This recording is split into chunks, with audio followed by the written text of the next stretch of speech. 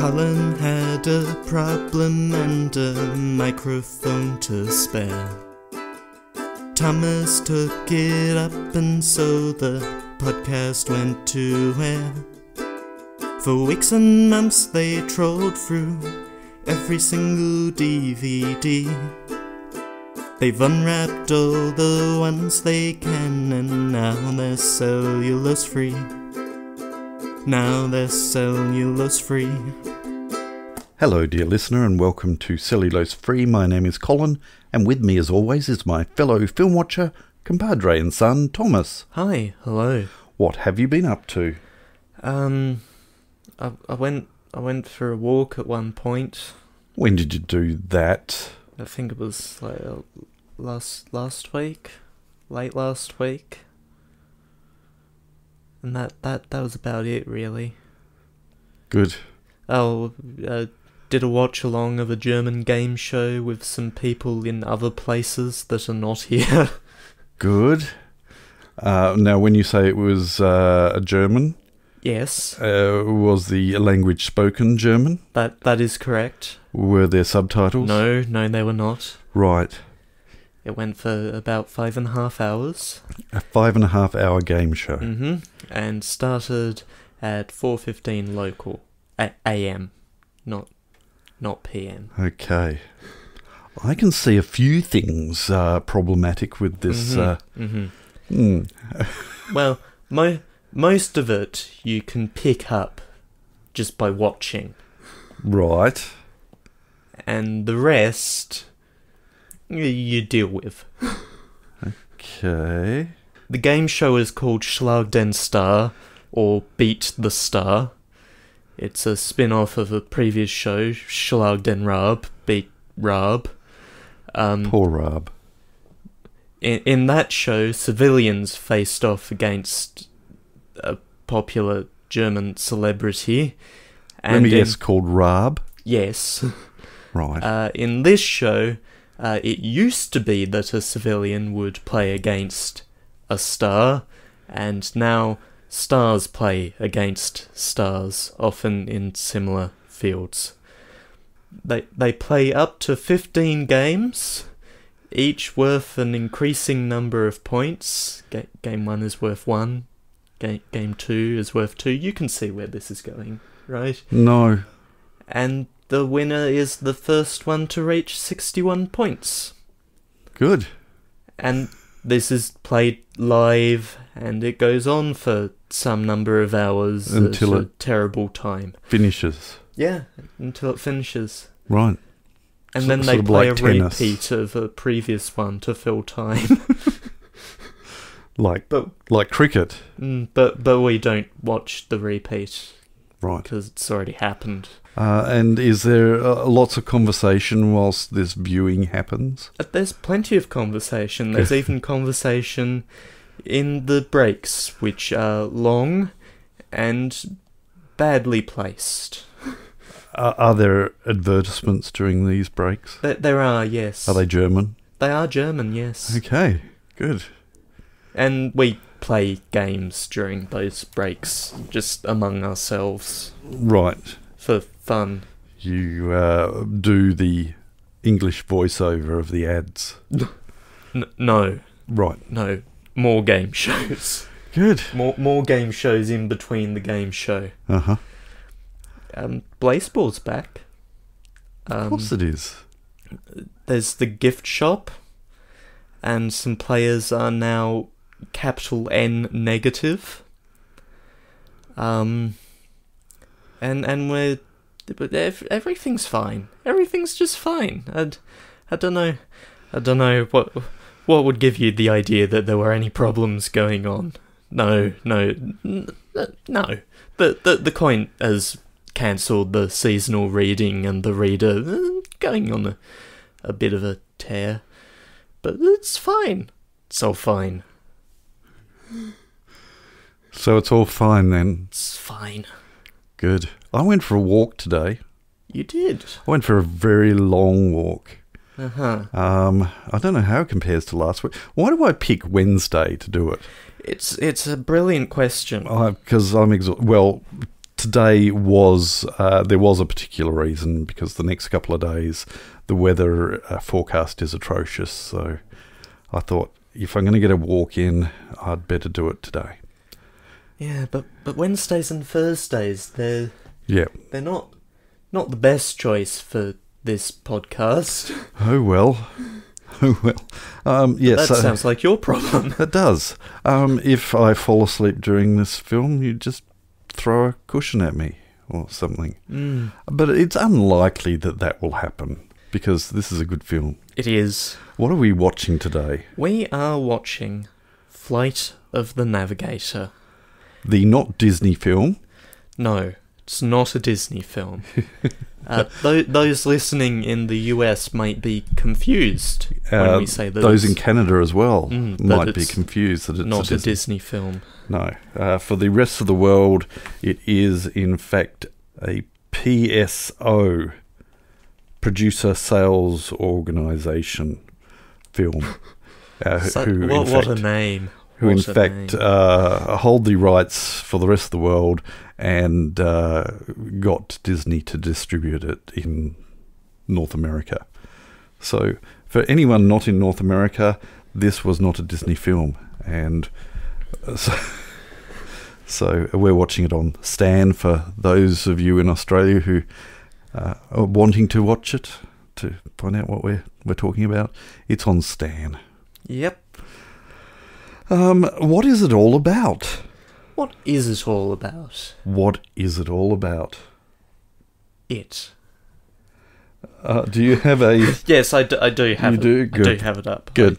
I realised I should probably bring it up, yes, seeing as we don't have seeing as we're not going to watch it off the disc. Out. There is no case. David Freeman is an ordinary boy destined for a most extraordinary adventure aboard a spectacular interplanetary spacecraft. After a mystifying disappearance, David returns, possessing vast navigational powers that enable him to take this amazing flying machine anywhere he desires. His crew is a wisecracking robotic commander Max and an assortment of bizarre extraterrestrial creatures. Embark on a fun-filled, fast-paced journey of fantasy and adventure as David takes off on a flight of a lifetime. I do apologise last week when I made a comment after you'd read that, making mention of when you said starship. You'd never said starship. No, I said spacecraft. You said spacecraft, which is a whole different ballgame. Yes. So we've got a film to watch. We've both seen it before. It is a favourite, but we should have things to talk about after it. Yeah, Starship is a subset of spacecraft and sort of implies something a bit big. It does, yes. It is not big. No. But this film is. And we're going to watch it, and we'll catch you on the flip side. Turn to side B. Mongrel.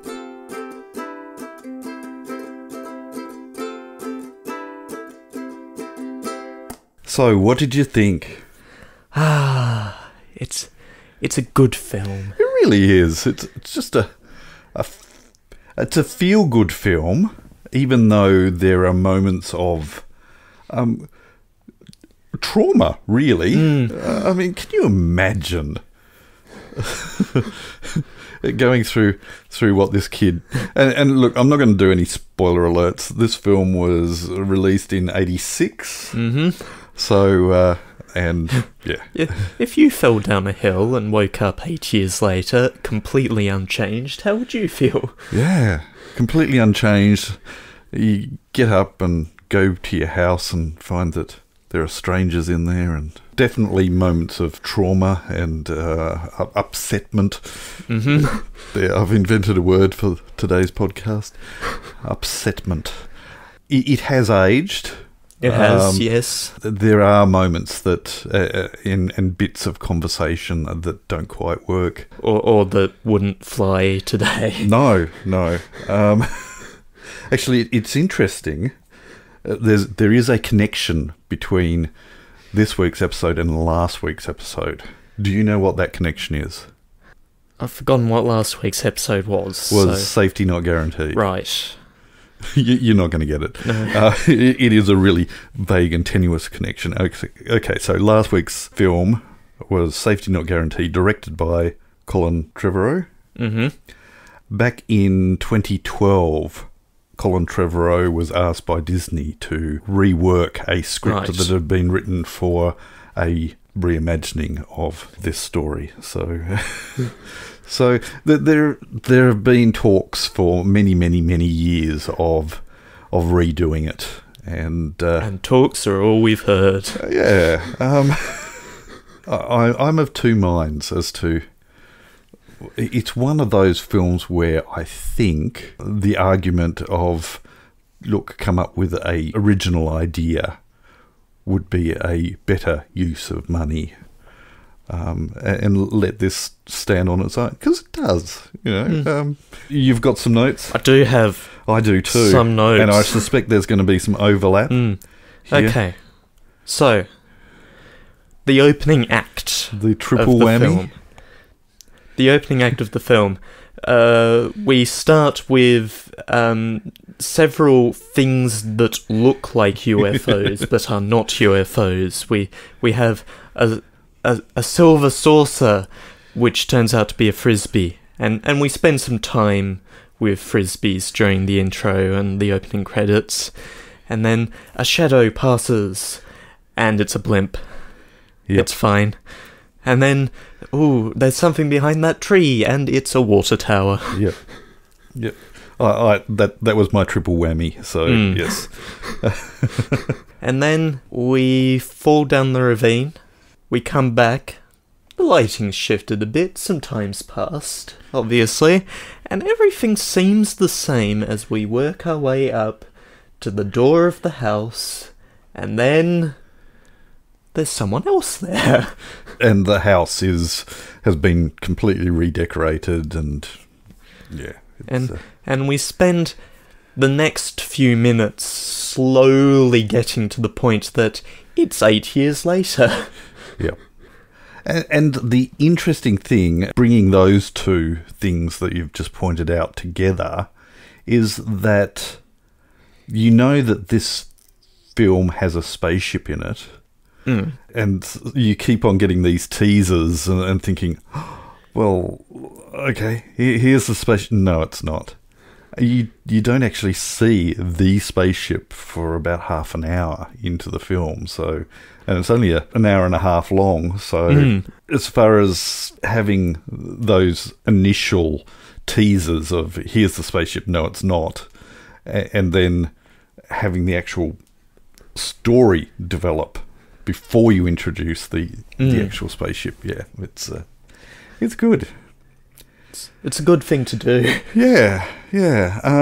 What else did I have in my notes? Okay, the director also directed Grease, the movie, and you can hear on the radio in the car, I think it was, one of the songs from Grease. Right.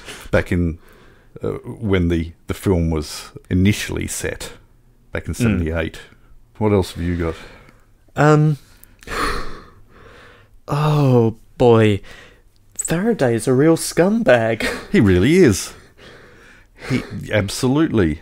It's interesting that... okay, so this was 86, and E.T. was a couple of years before this, and you've always got the authority figures as not knowing whether their intentions are good or not. And Faraday's intentions are good.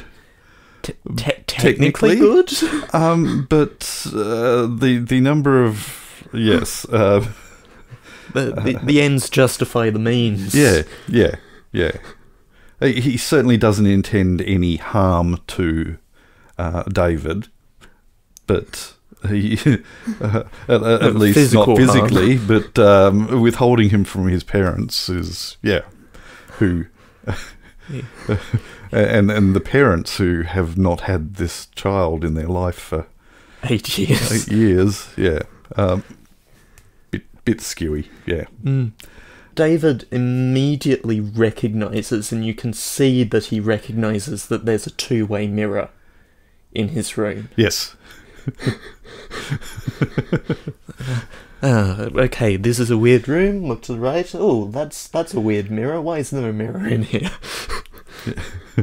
And eventually he does make a reference to it as he bashes on it, saying, "You think I'm stupid? What do you say? I've watched enough. I've watched TV. Yeah, yeah. I've seen films. Very much an 80s soundtrack. Alan Silvestri, yes, who would go on to do much more mainstream stuff. Yeah. Well, it's interesting. This is listed as being the first movie soundtrack that was completely electronic. So it was a synth clav, and it's very much of its time, but it's a very good much soundtrack. of its time. But it's It's I mean, it helps that he's a genius. So, yeah. Silvestri would go on to compose for Back to the Future and the Avengers films. Yeah, yeah. Which are renowned for their soundtracks. Yeah. So, yeah. Anything else that you? I just it just keeps coming. All right. Music videos are weird. Yes, music videos are weird. The one they showed, which was for Blancmange's "Lose Your Love," it's a reasonably weird music video, but weirder have come in the years since. Yes, yes. And it's amazing how many directors cut their teeth on music videos. And the technique has certainly improved over the years to a great extent. That is not to say that there are still some really bad music videos out there. We're introduced to the Ralph and to Carolyn, to supporting characters in our tale of adventure. As an aside, the first thing that sprang to mind when I saw Ralph, the robot, sort of flashing light and zooming around on its wheels, is Kmart is about to have a robot that, from what I can understand, is very similar in nature, that will wander around the stores, keeping track of stock and knocking over civilians. Look, it's just a plan that's just I don't know how that's going to work. I really don't. But it'll wander around the store. Have you got anything else in your notes? I guess we should talk about the joys of child actors and child stars. Shall we touch on that? Yeah, let's take a break in the middle of this rundown of the film. Okay. He was great in this. The kid who played David, but he didn't do very much afterwards. Had a role in Daryl a year earlier. Yep. And then there's not a lot here. Nope. And so he eventually went back to Canada and worked at a sporting goods store, and then started to have trouble with the law, prosecuted for careless storage of a gun, receiving a sentence of 3 months probation, then possession of narcotics with the intention of trafficking. And then he robbed a bank? Yes. He wore a disguise to commit the crime, so he got charged for that as well. Fleeing the police and dangerous driving. Right. For which he was sentenced for 2 years custodial, less a day. Right. I don't... Some sort of limit, strange probably. Canada law, probably, as well as 2 years probation. And then they made a documentary about it. Which I'm quite sure I have seen it listed on one of my streaming services. but when I went to watch it this afternoon, I couldn't find it anywhere. So I don't know what the story was. But I think that covers the unfortunate situation of... Jerry Kramer. Well, Jerry Kramer and a big, long list of child actors who get chewed up by the system and then spat out and don't know how to deal with it. And quite bizarrely, soon after we found out this is what we were going to be watching, I stumbled upon, quite by accident, back in the 70s, an English child artist who actually got talked into going up against the likes of Donny Osmond. So he was meant to be the next big thing in the UK. His name was Darren Byrne, and his dad actually worked for EMI Records, and his mum was pushing him, and you can find interviews of him as an 11-year-old, 12-year-old, so the same age as the actor playing David, very articulate, and had sort of a couple of semi-hits, and then the studio dumped him like a lead balloon, and 18 years later he committed suicide. So I mean, there's certainly more to the story than that, but you've got kids who like the kid who played the Artful Dodger in Oliver, and then did HR Puffin stuff, and then he went off the rails, and history is replete with childhood actors and singers who are mismanaged and are not given the support that they need, and bit sad. Yeah. All right. Well, right. I'll get off the... Meanwhile, film. Back in the film, yes. Yeah. We have the data dump. We find out where the ship is from. We find out how it has turned out that David has not aged in 8 years. The MacGuffin. Going quite fast. Yes. But we can't fix it. No. Because he's too fragile. Stupid, fragile human bodies. Yes. We escape in the Ralph, and there's this really nice shot in this escape sequence where a big truck pulls up behind the Ralph, just towering over it. Yeah, and the compressed perspective of using a long lens it was very difficult to determine exactly how close the truck was to Ralph with the kid purportedly inside. And then they both pull away in separate directions, and it's fine. But there were that shot, and there are a couple of others where the truck's coming over the crest of the hill with the spaceship on the back. Lovely shot. And finally, we get a good look at the ship.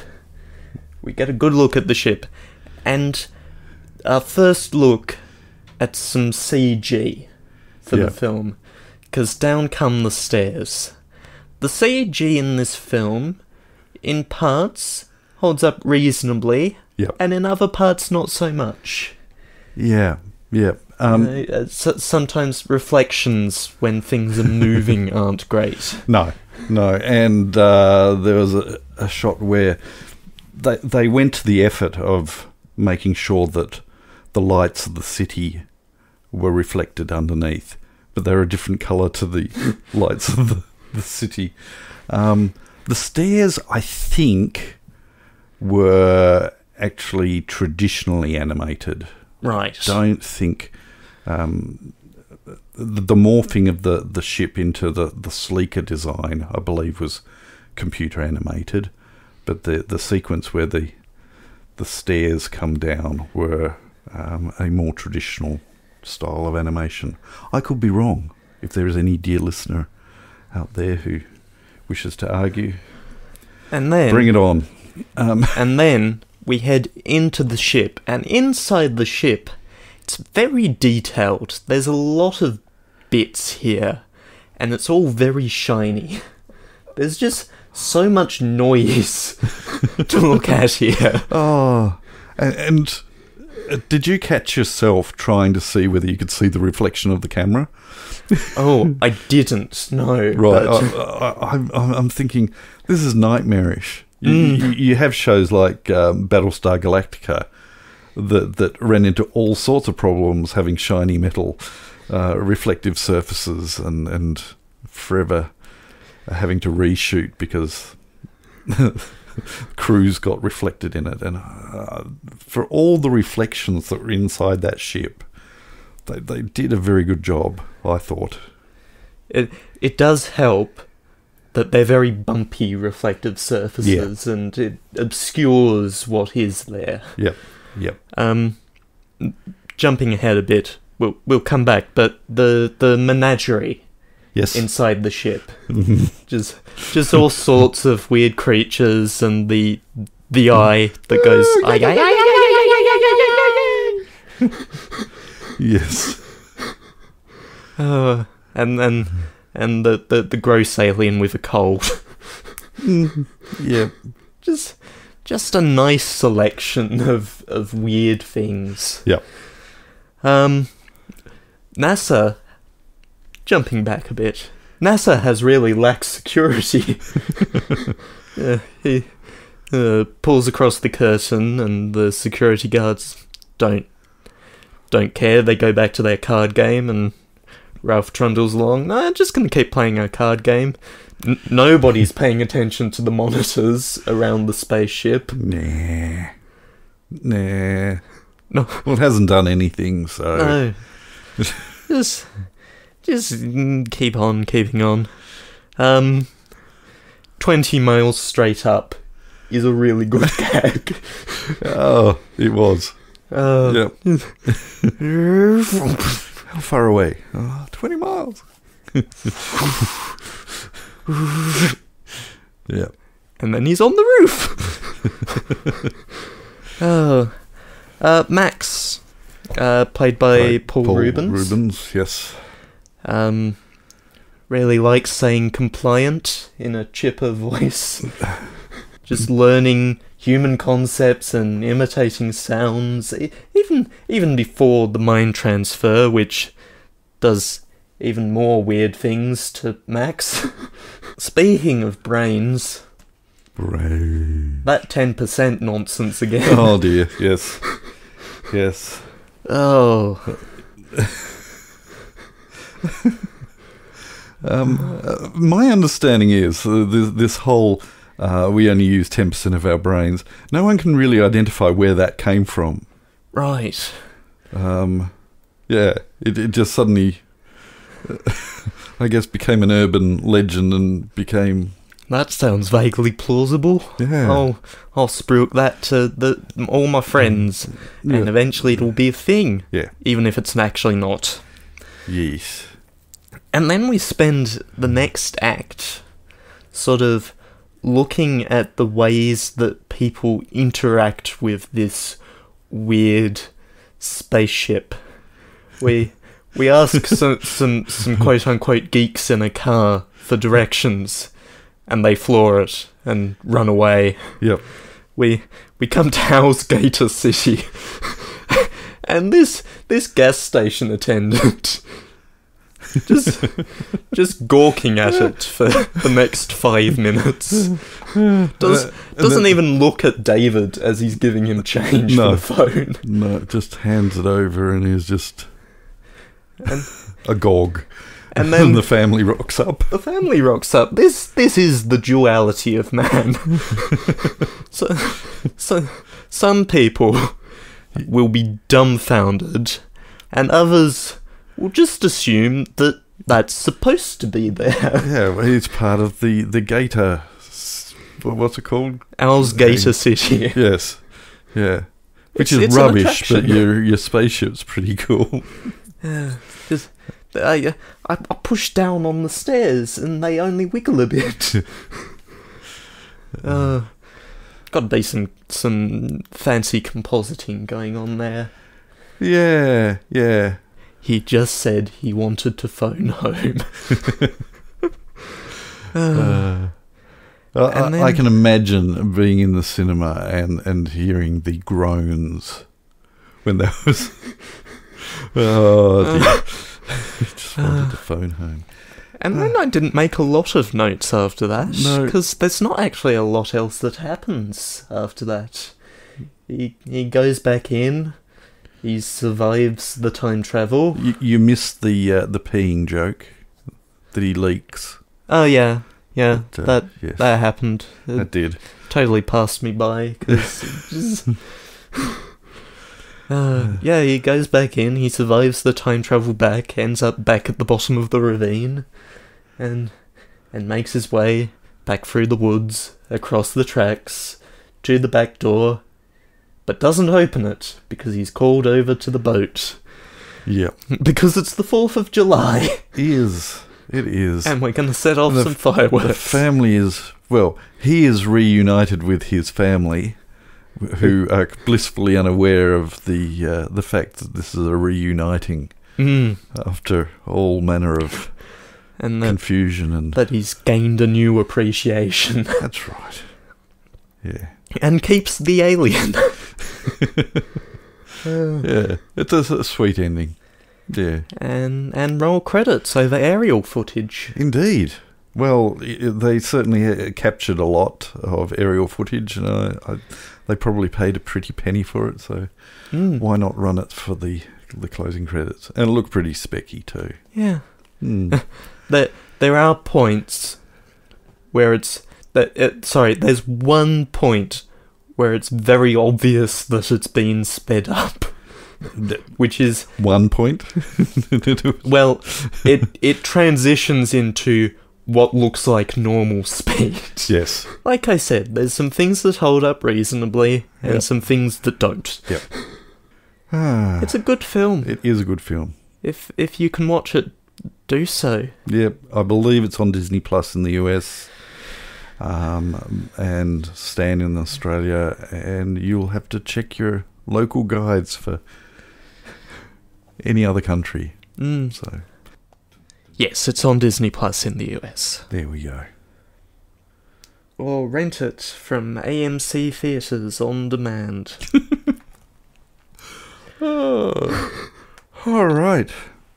Well, we might move on then. Yes, we should move on. We really should. Look at that time. Yes, all right. Well, I had things to talk about this time. You did. And I did. I gave you a challenge last week. Yeah. And I think you grabbed the bull by the horns and... Okay, all right. so... The following segment is probably really boring.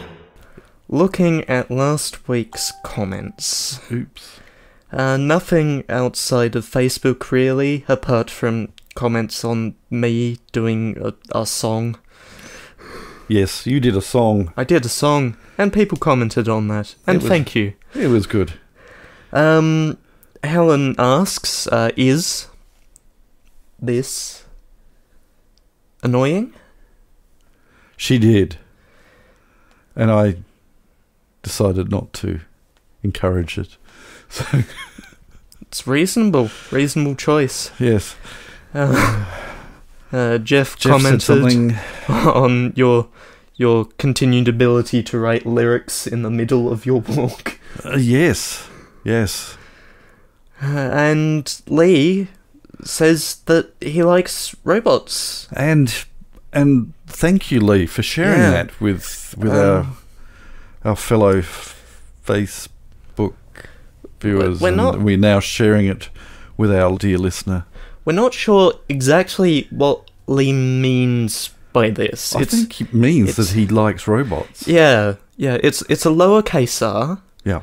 So he's not talking about the animated film robots. No. I think in general he's referring to the fact that possibly he has an affinity with Ralph. Maybe that's what he was hinting at. That could be it.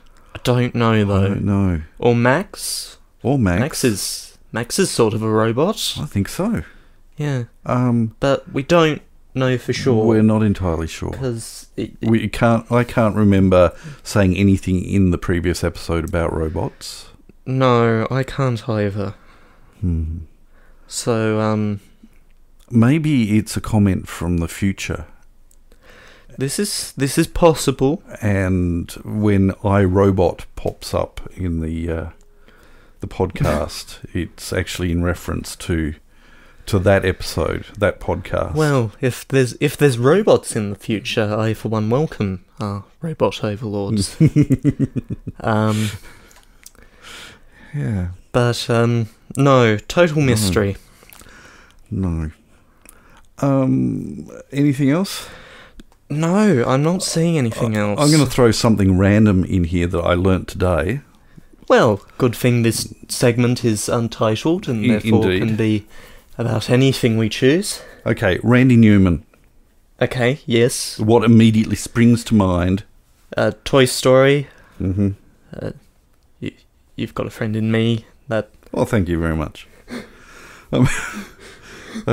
Quite famous. I don't think I had entirely clicked as to how famous the Newman family actually is.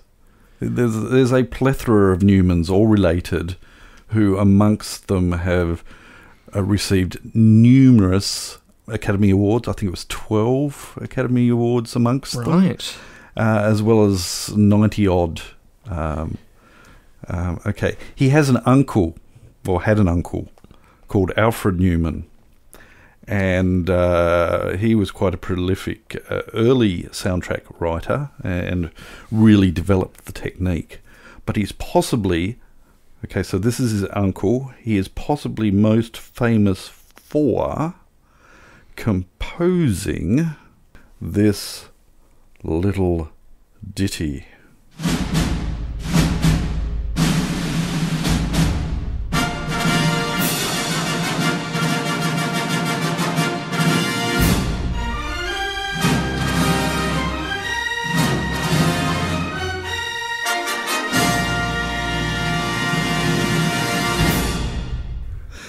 Yes. So yeah, there's the 20th century fanfare.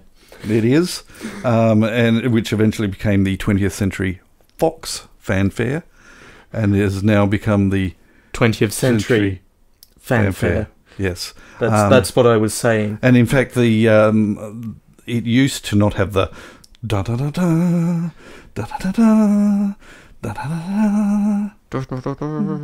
Yeah, so that bit was added in the 50s. He reworked the bit when cinema was sort of becoming not a thing, and television was really taking over the entertainment industry, and so they developed CinemaScope. When he reworked that piece of music, it had the 20th century logo, and then when it's played that second bit, it had in CinemaScope. Right. Yes, the CinemaScope logo. And various things would end up appearing along the bottom of the screen as time went on. I'll put a link to a podcast called 20,000 Hertz, which deals with audio and sound, and there's an episode on the 20th Century Fox fanfare. And this is what 20,000 Hertz sounds like. Hopefully quite brief, because it's a high-pitched tone. Yes. Yeah, brilliant name for a podcast. And a brilliant podcast too. So I will put a link in the show notes for that. Anyway, so that ran a bit of information, yes. Has extended this episode even further. Hey, let's move on then. Yeah. Pick a film for next week so we can go to bed. It's your turn. It is.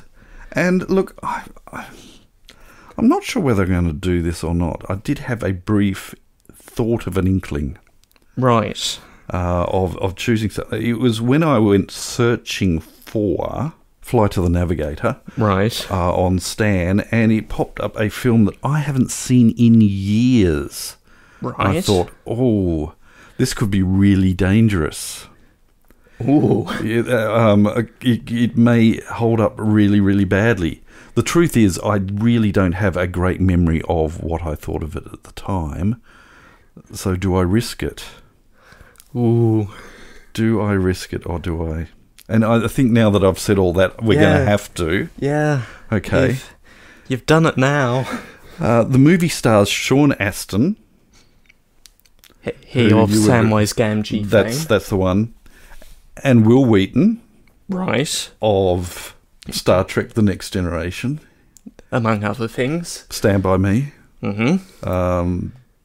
The desktop. Tabletop game. And numerous other actors. The film came out in... Look, I thought it was 1990, but this is saying 91. A group of troublemaking boys decide to take a stand when terrorists seize control of their boarding school. Right. The film is called Toy Soldiers. And I think we're going to do that. Yeah. Because I want to watch it again. And it could be really, really bad. For those of you listening at home, what is your memory of this film? Yes, that's what we're going to watch. Toy Soldiers with Sean Astin and Will Wheaton. I think Will Wheaton actually says Rudy words. Ooh. Yes, which caused quite a riot, considering Wesley Crusher would never say words like that.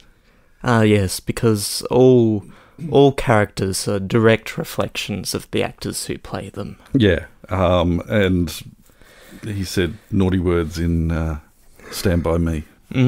So, that... anyway... Well, all actors are their characters, and there is Absolutely. no distinguishing them whatsoever. That's right. Yes. Okay, so that's next week. That is next week. Hope you can join us. Hope it's a little shorter than this week's episode. What's it looking like right now? Almost 51 minutes. Ooh. Yeah. That'll it's be your fault. You waffled on. That'll be None of my waffling. That'll be statistically interesting. Yeah. Yeah, our dear listener Helen may have to walk a little further.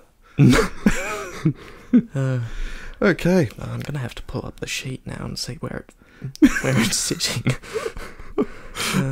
Yeah, but by doing so, you're making this episode longer. I am, yes. And so every time you check... It was in... What's on the shelf? It gets longer. And then you check it again, and it gets longer. It's up there. As long as you don't add anything particularly, it won't be the longest. What, like you are doing now? All right. Shouldn't have told me. What was the longest? Secret mission at 54:41. How on earth did that get so long? I believe it was our last one. Oh, it was our last episode, podcast. And so we were getting through the dregs of that wonderful competition that I think will revive. Not. Yeah. This might have a higher episode length to film run time ratio.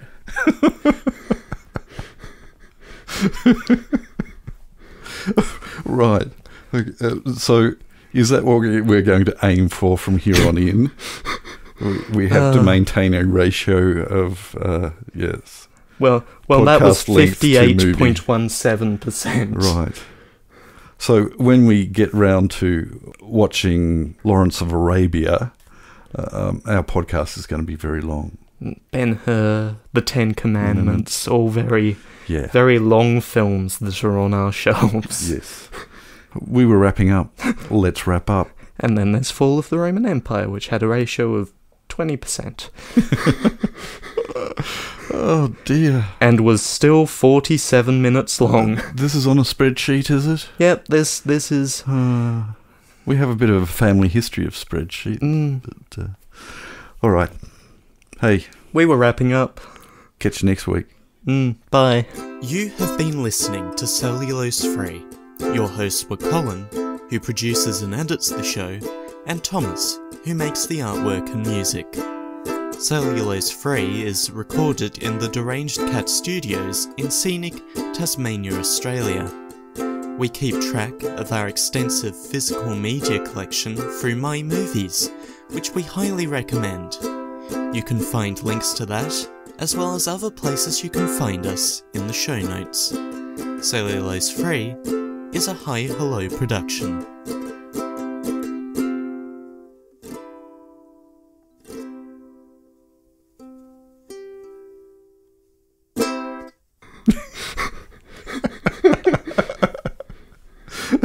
You thought you could catch me out, didn't you? You failed.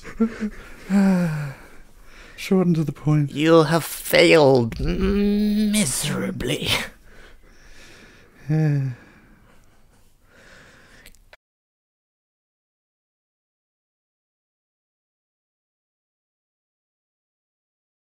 You've done it now. The movie stars Sean Bean. Right. Sean Bean? Sean... Guy what died a lot in films, and so they told people to stop killing people. No, not that. No, not Sean, that one. Okay. Sean Penn? No. No. The film stars Sean Austin. Right. Or is it Aston? Very helpful. Okay, we'll come in again.